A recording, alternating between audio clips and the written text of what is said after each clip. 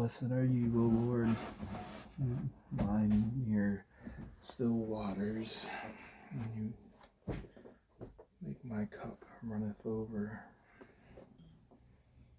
I will give praise to the house of the Lord all the days of my life.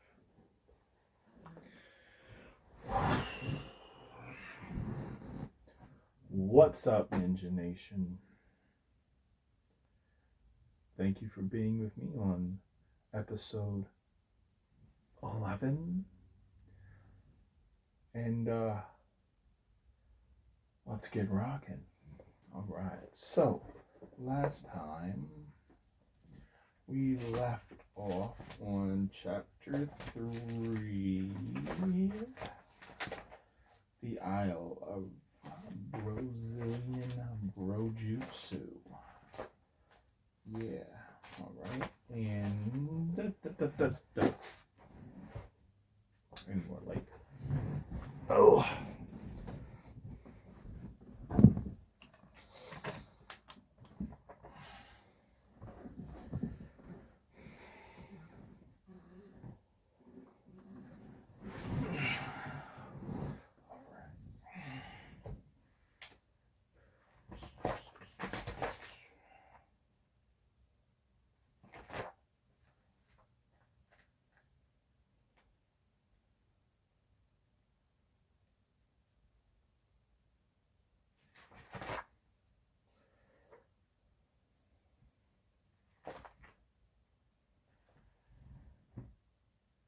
Yeah, that's it.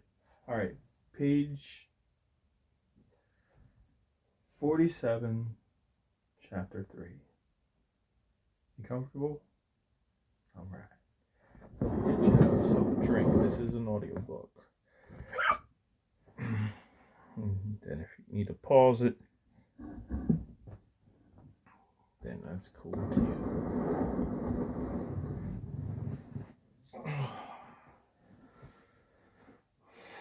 You don't take that off. All right. Satan gently moved the great oak chair out from the table, careful not to scratch the bamboo waxed floor.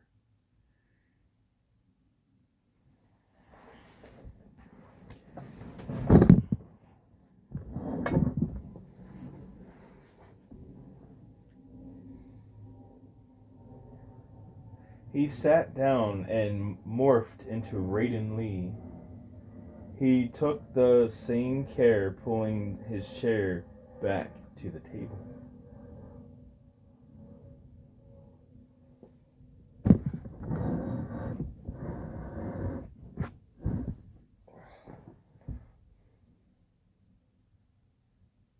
He snapped his napkin and placed the corner in the top of his shirt. No one ate, and he felt their gaze upon him. The manservant appeared at his side. "Excuse me, sir, would you like..."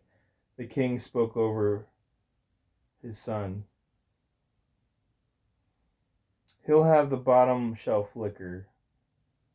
I don't wish any more conflict. I tire of this constant warfare of this godless island. I just want to go home to my home planet." Apollo spoke up. "It would be disrespectful if you don't eat, Lucifer. This is a rare hospitality the king is showing." "Oh, trust me, I'm a polish this plate off. I am quite hungry. I just wanted to apologize." The evil one looked down at the plate.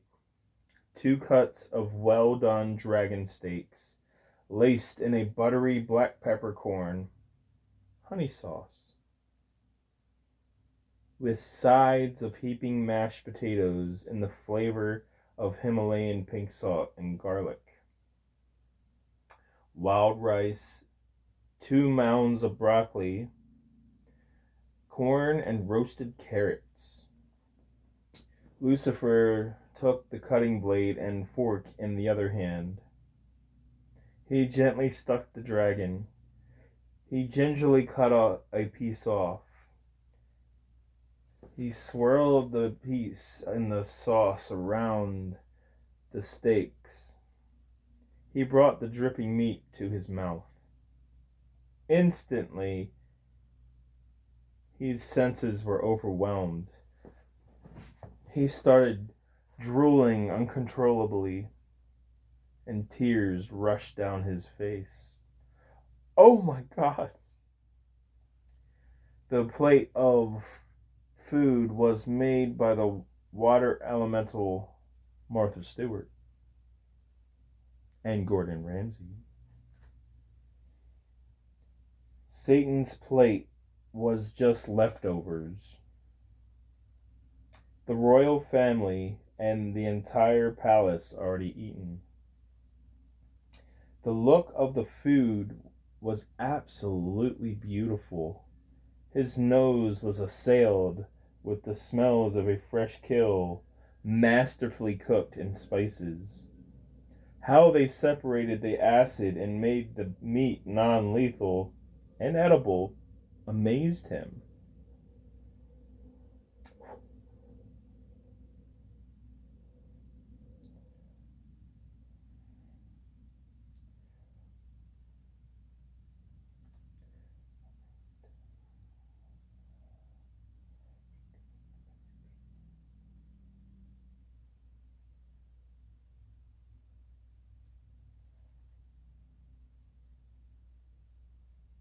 Oh. This was the same beast that bled on him and boiled him down to barely a skeleton. And here he was eating it.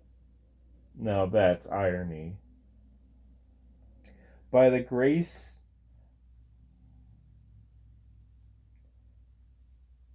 oh, what are you? Get off of me.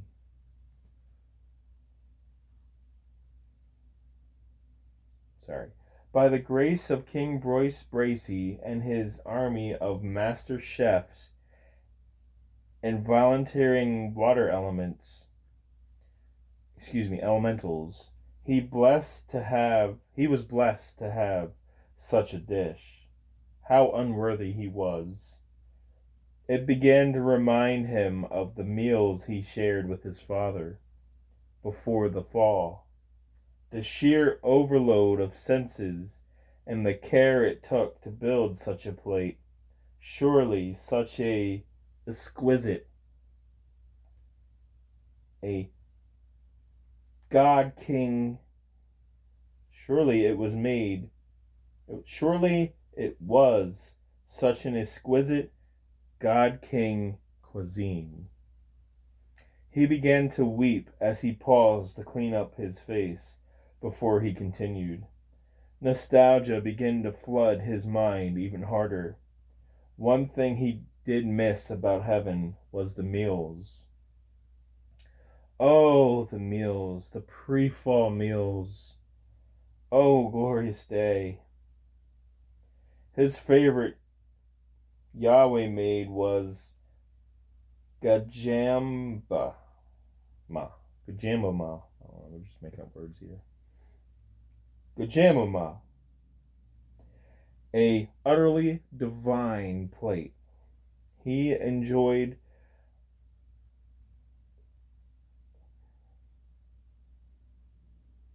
his enjoyment of the divine plate utterly outweighed the peasant human food or demon food he was now accustomed to nowadays. It was a god plate of fresh plucked sweet berries, duck, fresh wine over a bed of bib lettuce, and heaven native rice.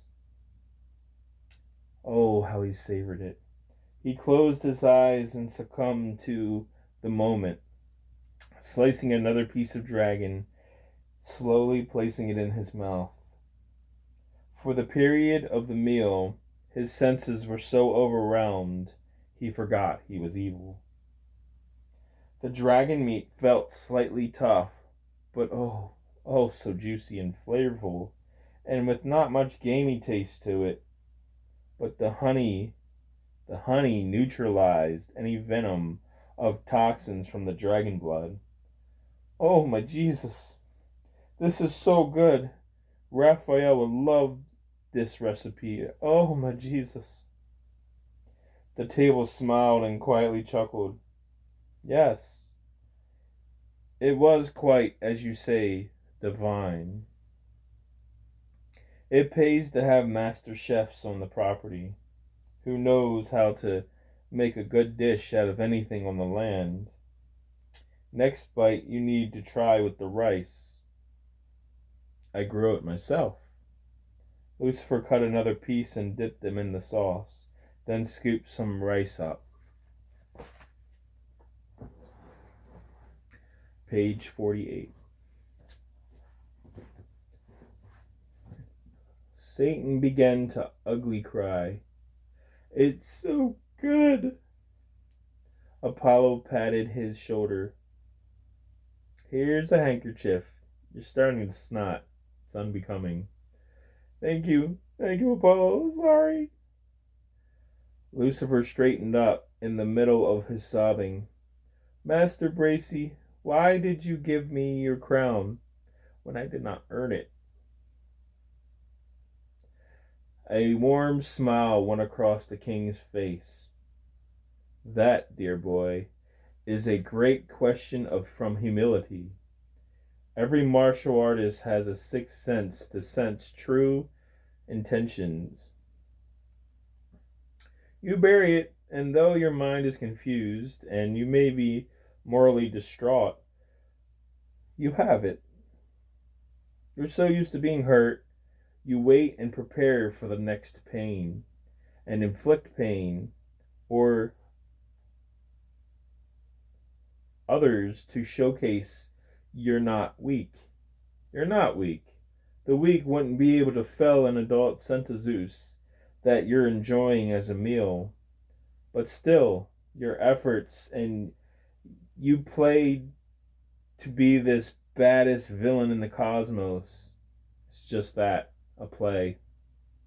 You're a fantastic actor. Don't get me wrong. Grade A theatrics and stage play. Your path, I do not condone in how you conduct your problems. You've done many of evil and wicked things, to which you'll never gain 100% of ManBeardia tribes and my people's trust. The king drank the rest of his goblet and neatly stacked his dishes upon each other. He patted his mouth and stood up. I gave you the item you are here for, not out of pity, but I respect you from a fellow warrior. Finish your meal, and your first light tomorrow, I will ferry you to the next island. Ferry, sir? Boat, son. I will voyage transport you to the next island of your challenge, the Isle of the Twin Bro-Kings. It will be a 3-day journey, and you'll have plenty of time to rest up. Now, if you excuse me, I'll have to make a few preparations for the trip tomorrow. Lucifer bowed his head in understanding of such kindness. Thank you, sir. Lucifer finished his meal in silence, savoring each slow, amazing bite. He sipped the beverage from the goblet. Humbleness. For his character? What a strange concept. It was almost uncomfortable. But the human body of Raiden Lee reacted to the feeling a little bit better. The muscles relaxed, the lungs slowed to enjoy each and every breath. Even the fragments of Raiden Lee's consciousness that daily combated Lucifer's presence as a foreign object was at peace.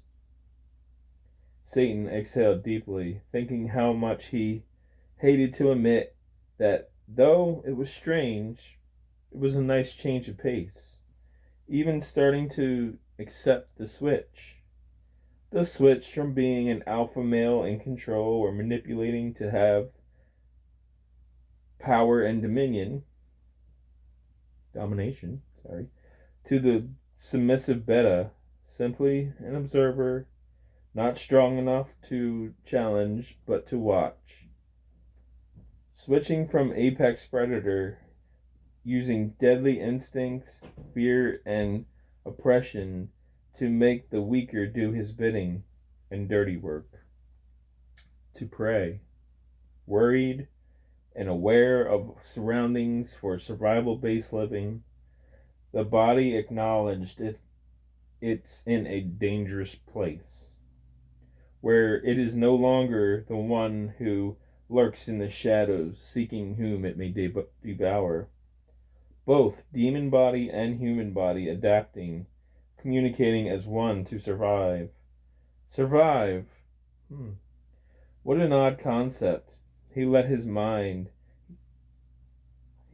mind and the body start to lead, because all these human emotions were foreign to him. Him, the plunderer, him, the conqueror of man, the being so used to being the predator, the top of the food chain, cast to some strange magical planet where he was so far out of his league. He might as well be human. For the first time in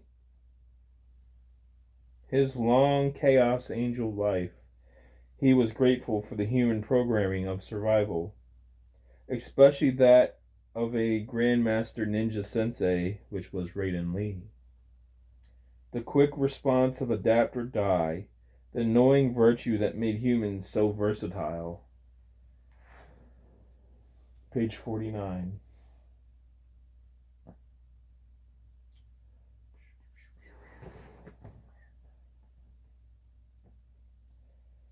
Now, the very programming he sought to destroy, he was depending on to survive in ManBeardia Viking paradise. The king's voice snapped him out of his thought, and he looked up. I'm sorry, sir? The king chuckled and jabbed a thumb in his direction. This guy. I said, are you going to play with your food or are you going to eat it? You've been sitting there for an hour. He looked down and a spoonful of peas rolled from either side of the plate as he nudged them to move, only to stop their movement halfway across the plate. He scooped them up and placed them in his mouth. Come on. I don't exactly trust you or this newfound spirit of yours, so you have to sleep with a force field on. Can't have you killing me in my sleep now. I understand. You are most kind. Apollo smiled and stepped in. Well then, if that's all the same to you, my king, I can escort him to his corridor.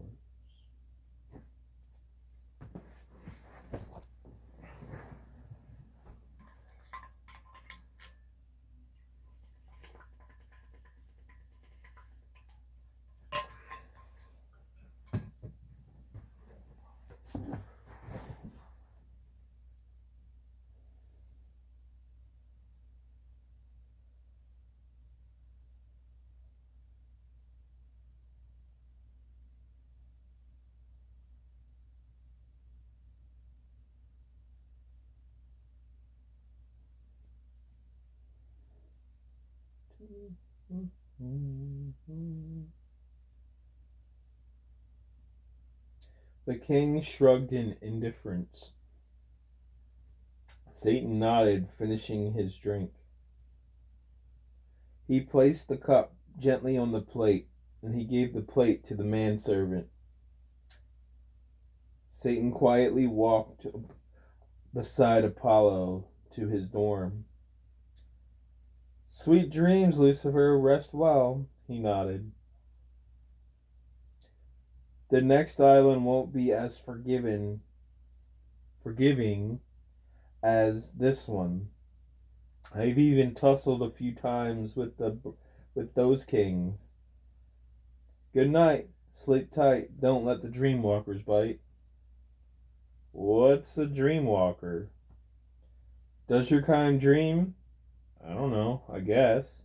I've only ever dreamed of world domination and overthrowing my father's throne.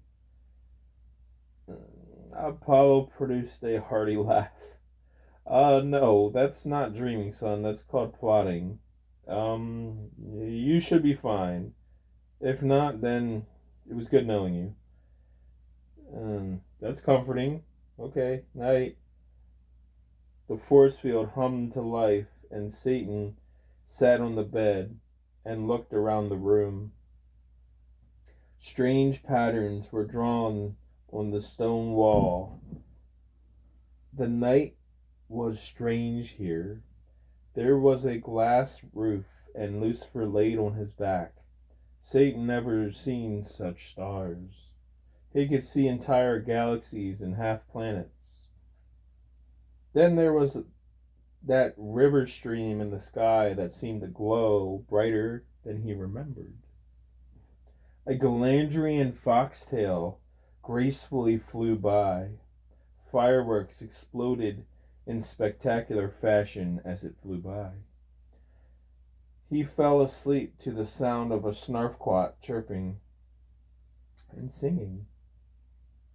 A butterfly frog cricket species with a songbird voice. Night seemed to speed by, 'cause suddenly the night sounds faded. The morning shine mews were softly cockadoodling, and a soft sunlight seeped into the room. There was a hand on his shoulder gently shrugging him awake. At least he thought it was a hand. As he woke and slowly opened his peepers, it was a huge tiger half on him, licking him. The thing felt 3 tons. I'm up. His vision became clear and he quickly sat up. It switched positions and continued to lick him. Ew! Get off me, you overgrown pussycat! Keep your saliva to yourself. It ignored his request, and he pushed the tiger off him. As he started to get up, it pounced on him and made him fall back into the bed. The saliva was strangely thick and heavy. Get your Mew Mew off me! Light chatter from the other room, then laughter. Godred, come! A command bellowed to the beast-sized cat. The cat's ears perked up. It lifted its massive head. Rawr! It hopped down and left the room. Lucifer walked out of the room very slow. He felt 1,000 pounds. His movements were slow and heavy. Good morning, sunshine. So I see you met Godred. What did he do to me? The king laughed. Oh, Godred is a special breed of tiger, and he is my royal mount. He's a Siamese Egyptian warhorn. Their breed has 2 sacs. One is a saliva-producing sac that once touches its victim, it solidifies and uses the power of gravity to make their prey 5,000 times heavier than its normal weight. Page 50.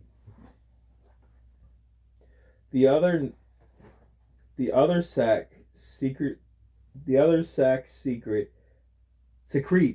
a hide melting acid that allows it to chew through any natural armor and kill even the toughest of prey. When the 2 mix, it catches the victim on fire. Satan provided a half-hearted smile. Oh joy. He looked at the seemingly insistent tiger bathing itself and pawing its ears. Don't you people have any normal animals around here, like dogs or cats or wolves? The king had a confused look. What's a dog? He patted the tiger. Oh, he's just jealous. He doesn't own a war horn. Don't listen to him, baby. You're perfect. You're perfectly normal. The king scratched the underchin, and it purred, vibrating the whole table. Rawr. There's Nova when I need her. Be doing these sound effects. Be grateful he likes you. He didn't use his acid gland on you. Yeah, grateful. Grateful. Yeah, he covered me in body liquid. Thanks. The tiger snarfed and stuck out its tongue, sensing his sarcasm. After a few moments of wiping the saliva off, ugh, the king threw him a bundle of fresh clothes. Go take a shower. We leave in 20 minutes. Exactly 15 minutes later, he came out looking fresh and anew, with a Metallica Master of Puppets t-shirt and some Wrangler black jeans. Oh no. What? I accidentally gave you my favorite band t-shirt. That won't do. Royce Bracey snapped his fingers, and the t-shirt disappeared, and a Limp Bizkit band t-shirt appeared. There you go. That's better. They are average like you. I could have just changed. Lucifer growled at the average comment. You've far overstayed your welcome, the king said coldly as he sipped his morning coffee. Why the sudden animosity? Oh, the animosity has always been there. Make no mistake, I don't like you. I still very much find you repulsive. And let's not forget, you almost burned my beard to a crisp with your ungodly hellfire. I, as king of this land, only showed you mercy in feeding and housing and clothing you, 'cause you fell the land's mightiest beast. Now, enough chitter-chatter. You're ruining my morning vibe. Leave, please, before I show you what I truly am capable of. Lucifer put his hands up in surrender. Okay, I'm out. Which way is the front exit? A voice appeared behind him. We won't be using the front exit. Lucifer became startled and instinctively jumped back. Satan swung a sharp right hook. Apollo dodged and then ducked effortlessly. Whoa! No. Whoa! Lucifer then realized it was Apollo. Oh, it's you. Yes, it's your favorite ManBeardian buddy. You were taking too long, so I figured I'd come and get you. Apollo grabbed Lucifer's shoulder and spun a few music notes, and they vanished into thin air. They reatomized at the gate of a small garden. The gate was pushed open, and they followed a pretty stone walkway that cut down to the dock's piers. You need to be able to read people better. What do you mean? He was ready to kill you. Did you not see the pet tiger and the shadows slowly creeping behind you? The tiger was feeding off the king's energy. In the tiger's eyes, you were becoming a threat. You were mere seconds from dying. Don't think that just because you got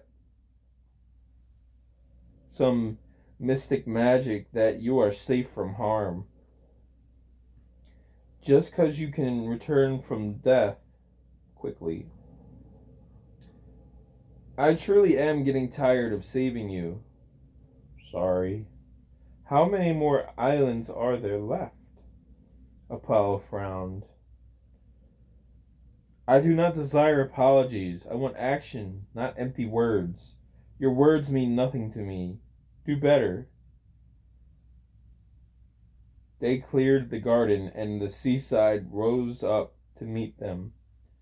Satan began to speak, but then stopped when he saw the massive wooden boat.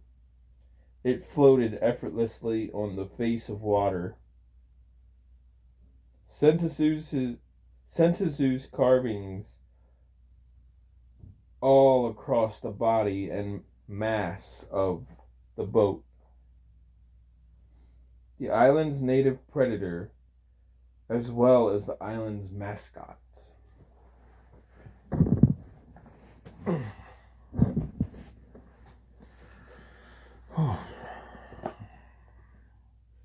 Page 51. Whoa! This thing looks like a water-styled fortress.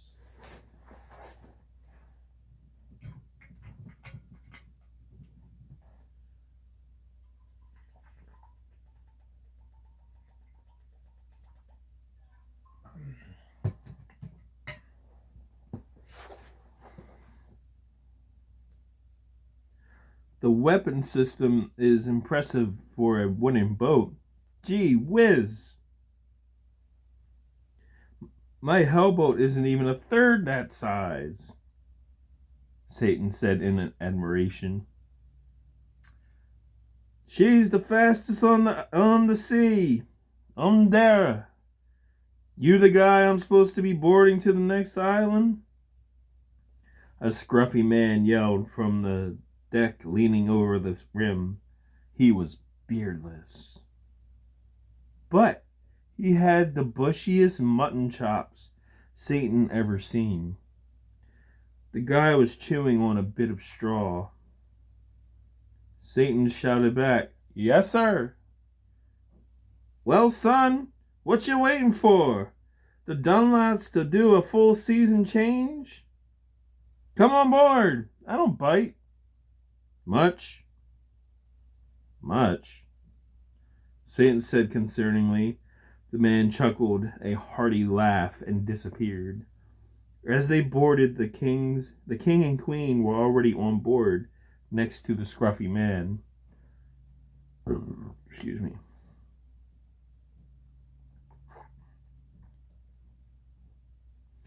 "Mr. Raiden Lee, come up here." Satan followed the voice to a set of stairs that led to the deck. "There you are. Sorry, this is a big ship. Almost got lost. Proper introduction shall be made." The king was in full war armor. He jokingly put his arm around the scruffy man. "This is O'Donnell. He's beardless, but he's the best damn sea captain a man can have. So I don't hold it against him." O'Donnell jokingly pushed the king away from him. "Sir, I'm the best sea captain because none of the other beardless had the brass to commander the Ondera. And it has nothing to do with my ability to grow hair follicles." Royce Bracey laughed. "Is that what you tell yourself at night? Oh, shove a shampoo bottle in your stiff beard." O'Donnell walked up to the captain's deck. "He's just salty he can't grow a beard. Don't mind him." "Nah, but unlike the rest of the beardless, he's a good one. He just likes his beard on the side of his face to look like a raccoon. Are we ready to set sail?" "I think I will steer the ship today, Captain." You sure, sir?" "Yes. You work hard enough. No need to overdo yourself for Mr. Lee's sake. He's not that important. Besides, it's been a while since I've set sail. Wife thinks I'm not a seaman anymore." "The missus would be right." The captain chuckled. Okay, Mr. Jokester. Hardy har har har. They switched places. O'Donnell walked down the stairs to Satan. He once overed him. Heard you've been causing quite the fuss on the other islands. No, not intentionally. Just trying to figure out how to survive this crazy place long enough to get home.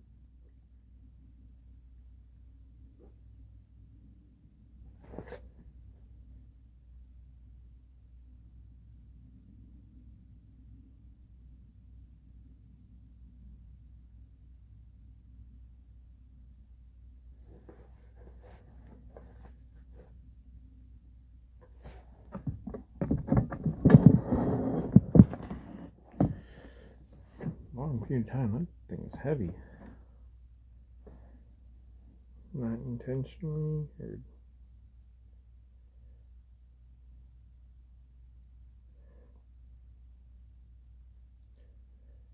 Satan said awkwardly, out.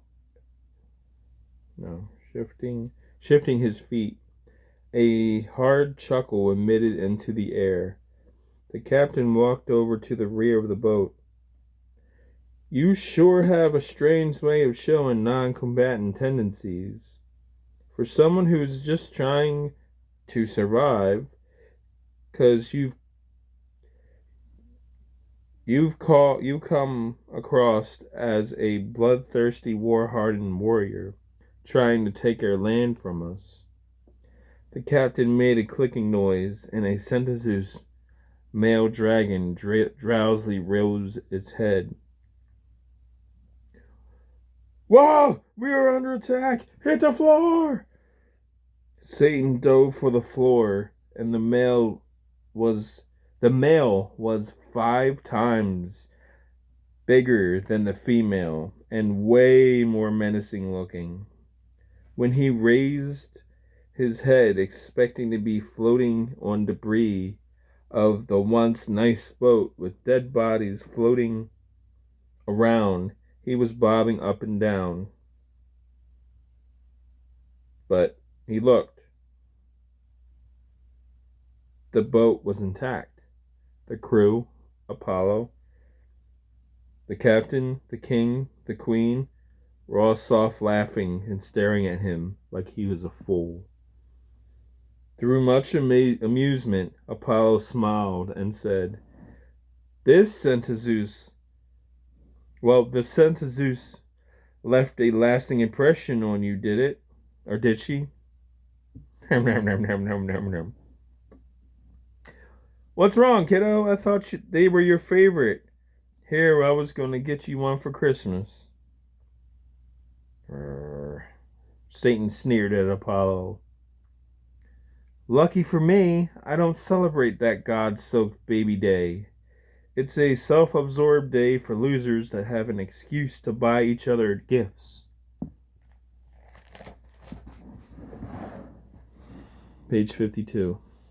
Aw, does Christmas season remind you of how good heaven was before you botched it?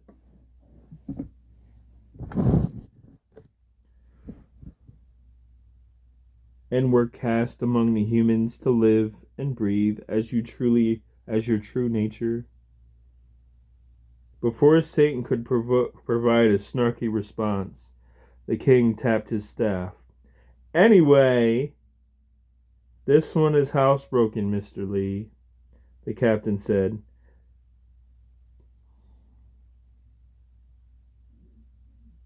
That thing can be trained and tamed? He now felt like a fool as he climbed to his feet. The dragon nodded a yes and spoke. Hello, my name's Eddie. I'm the engine of the boat. Hello.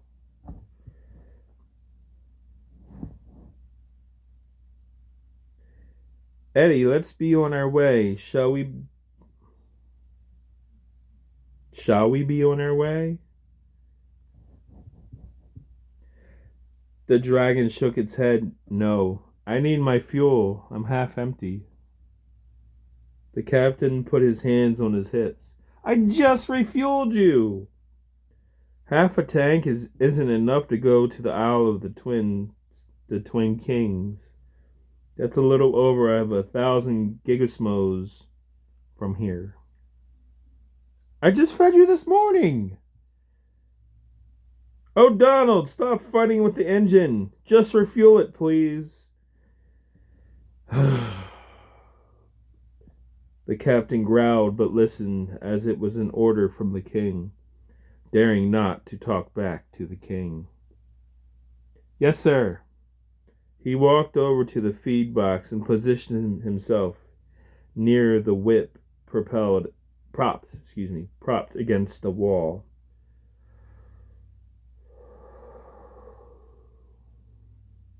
A deep sigh. The lid was unlocked, and he lifted open the lid. A squid grabbed his arm and tried to pull him into the deep end of the grub box. He barely had time to grab the whip. He cracked it multiple times. Get back! Back! Back, I say! Back! Back, you devilish fiend! Back to the depths of hell with you! The squid squealed in pain and finally retreated. Bruh. Satan said, annoyed as a pun towards him was made without realizing he was present for the pun.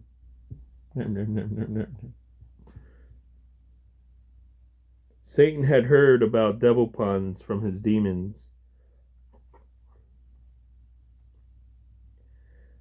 but actually being present for one was vaguely painful and tasteless. It was extremely cringy and super unwelcoming. It felt like one of Michael's frustrating senses of humor, of abrasive humor. That pissed him off more than it made him giggle, not to mention the tastelessness of the comment. What am I, to be reduced down to a mere beast of the wild, to be fought off with a simple stick or whip? Satan huffed in disapproval aloud in such a thought. The Viking captain broke a hand free, and he reached in his chest hair and pulled out a Persian scimitar. Seemingly out of nowhere, a sudden masterful swing of the sword and severed several thousand tentacles off. O'Donnell sheathed its scimitar back into his man hair.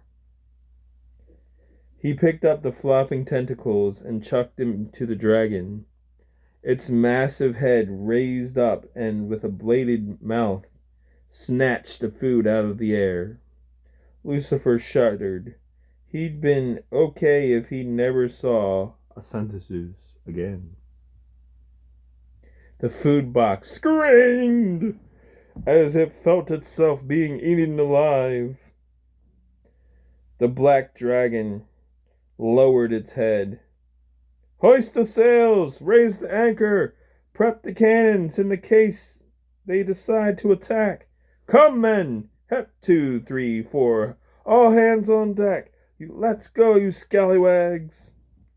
He smacked the call bell loudly and aggressively. Ring-a-ding-ding-ding-ding-ding. Let's go, ladies. We're sailing. An army of men and women rushed upstairs from below. They ran to their stations, and Lucifer realized the captain was quiet, checking his maps. Wait, who's yelling then? Lucifer looked over to the yelling and realized it was the king's beard. Shouting commands and giving orders.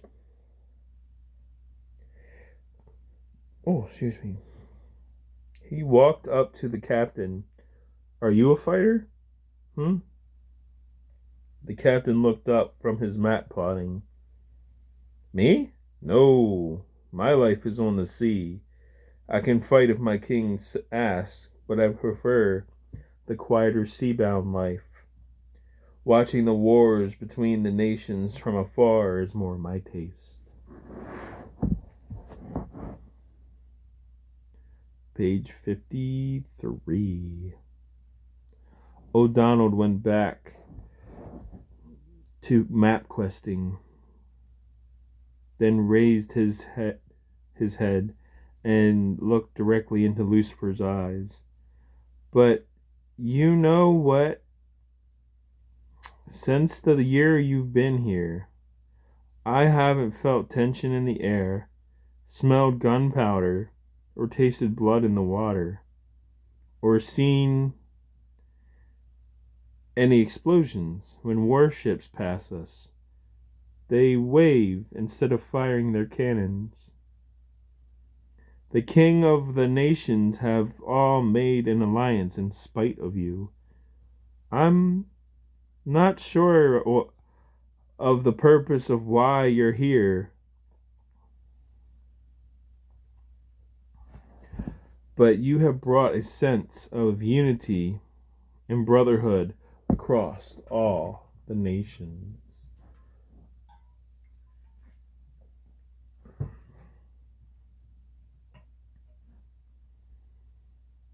A common cause that many ceasefires and peace treaties have been signed against you because everybody hates you. They're all playing nice. Satan thought of how he caused Earth American tribes, regardless of skin color, to band together when he sowed the terrorist attack of 9/11. Yeah, I tend to have that effect on people. But with your people, I swear to you, I do not desire beef with you ManBeardians. I was cast here by my father as a form of imprisonment, so I'm sorry to have impersonated upon you. The captain shrugged indifferently. I'm just telling you what I see. I'm just telling you. Wait. I'm just telling you what I see. I'm just a simple shipman, a seaman. Your presence and your problems haven't affected me or my life. You gotta realize, you say you mean no harm, but those words are empty. 'Cause everybody that calls this place home, even us beardless, felt the sting of your kill to the queen of Romania's nation. You drew first blood. We are Viking by nature. We don't talk much when it's time for war. We don't talk much when it's time for war. We prefer peace, hard liquor, beard grooming, eating good eats, wooing our women, taking care of our offspring, our lands, our animals. When a man shows his hand, we match that, then exceed it. You speak peace, but your hands speak of acts of war. Your energy speaks of death and domination. Your actions speak of disrespect. Ever since the king of Krav Maga,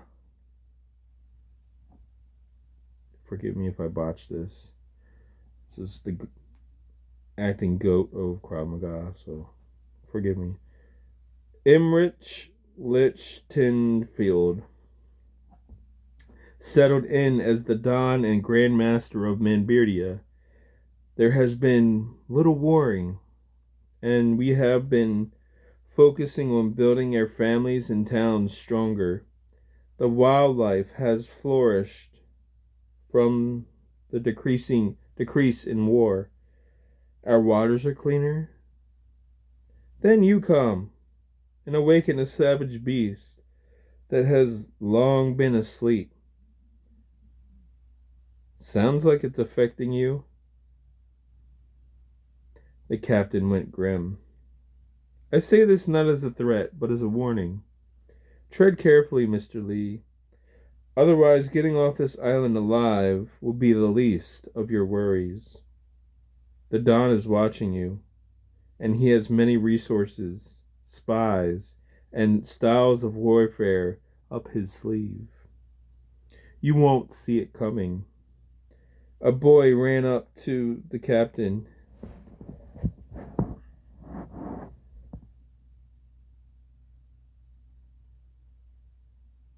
And he stopped, and he panted, extremely out of breath. Sir! Captain!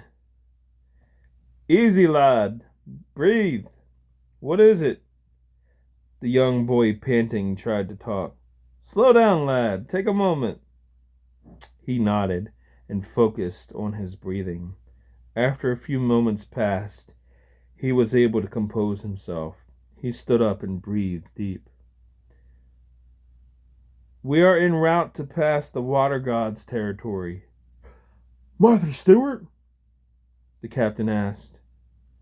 The boy shook his head. No. Betty Crocker? The queen asked. The boy shook his head once again. No. No, though she does make amazing cakes. Everybody nodded. This is true. I'm partially to her funfetti white angel cake. The king said. The boy shook his head more violently. No, no, no, no, no, no, no. It's more dangerous. The poor boy was trying to warn of the immediate danger, but still was struggling to catch his thoughts. The king grasped the boy's shoulders. Lad, listen to me very carefully. I need you to take a few deep, slow breaths. Then tell me, it's not Gordon Ramsay, is it? Only way he'll let us pass is if we have a cook-off. Those water gods love their cook-offs. The boy shook his head. No. Ooh. Good, because I told our royal cooks to stay home. The boy's breathing became normal. Bum, bum, bum. Alright. So we're leaving off at page 53. And we will see you next time on ManBeardia. Vikings before time.